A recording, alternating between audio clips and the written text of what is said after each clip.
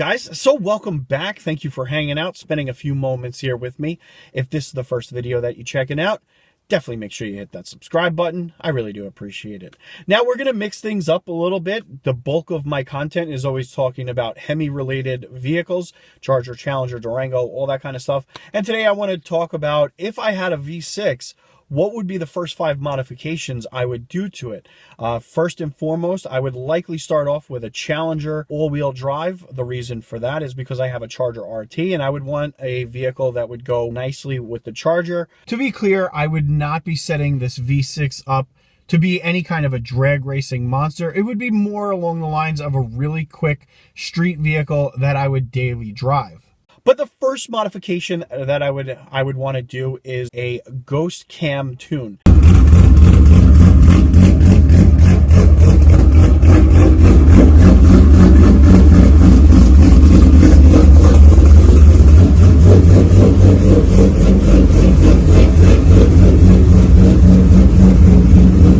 Now this tune will give your GT a much more aggressive sounding idle, and even when it starts revving, it sounds really good.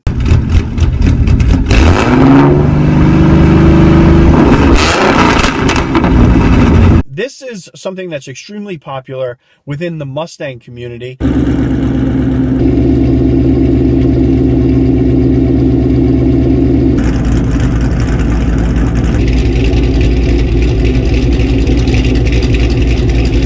As you guys know, the 3.6 has 4 cams, and really all the tune is doing is playing with the timing of the cams to give it a more lopey sound to it.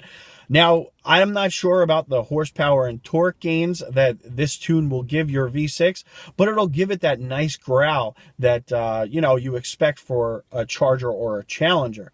Now, to add a little bit of horsepower, I think the second modification that I would want to do would be adding some kind of a forced air setup.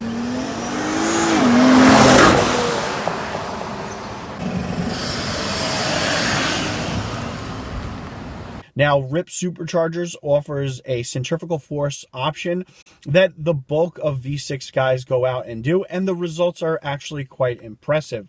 There's also a turbo setup by Prodigy that will also add a ton of horsepower. So you'll get that nice exhaust tune along with the horsepower to actually back up all that chop. Now, the next thing that I would want to do is do some kind of a catback exhaust, and that'll really get the Charger or the Challenger sounding amazing. It'll have the horsepower, the sound, and then the upgraded rims and tires. All-wheel drive will really allow for me to upgrade the horsepower and the torque right out of the gate without having to upgrade. But at some point, you're going to want to get some better tires, some thicker rims, so that you can fit 275s or 315s on the back and the front. And then the last thing that I would want to do would be maximizing the forced air setup, which would be porting the Manifold, getting a larger throttle body, really just kind of nickel and diming and really just getting my money's worth out of the several pounds of boost that I would be running on the V6. The horsepower and torque would be there to keep up with the majority of V8s on the road. It'll sound deep. It'll give that rumble that you're really looking for, and you'll still get that MPG. Now, I know a lot of people out in the Mopar community and other communities really aren't huge fans of the V6, but to be honest with you, the V6 is a great vehicle. Oh shit, yeah. Now, on a launch, that's nice. It seems like you get the traction, you get off, and then this thing kicks in. Yeah. The Supercharger kind of kicks in there. That's really nice. It's a nice combination of you get the looks, you get the miles per gallon, and you're not killing your bank with insurance and car payments and stuff like that. So the V6 is a great option. It's just the drawbacks to modifying the V6 would be that the aftermarket support isn't really the greatest. Okay, if you take a look, I mean, you max out early and you have to start custom fabricating parts in order to get to those next levels, unlike the, you know, the Hemis. But if you wanted to build some power out of these V6s, you can certainly do it. A lot of people, myself included, get very attached to their vehicles and they don't want to have to trade it in and get another one. So I certainly, you know, understand why you would modify a V6. You know, I got a lot of crap modifying my RT. Why wouldn't you get this or that or this? And eventually, you know, your car grows on you and you want to build it up into something that fits a little bit more of your needs. So really, guys, let me know what you think in the comments below. I'm always interested to hear what you guys have to say. I know, you know, this kind of a video, you know, gets mixed reviews. But still, you know, I try and hit on all of the Mopar community, whether that's Hellcats, V6s, RTs, Scat Packs, you name it, SRT, Durango, Jeep.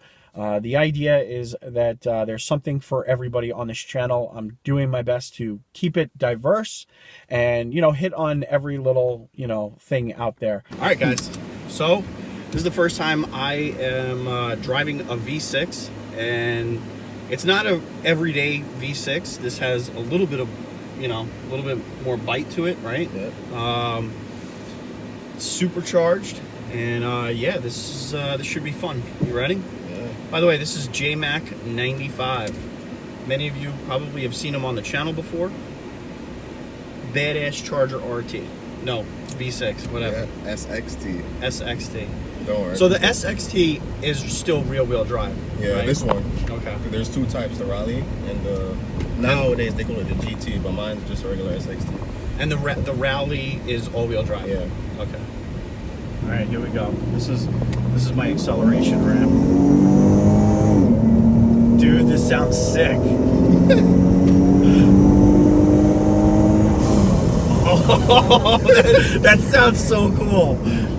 Oh man, I really like the sound of that. It's like the blow-off valve is interesting. This is the first car I've ever driven that has some kind of a blow-off valve. You don't have paddle shifters, huh? No. How do you? I use. Okay, now we're dropping gears here. I was thinking about doing the slip differential on the 309 to get more torque. It sounds so good. Okay, so what were you thinking? You're gonna upgrade the rear?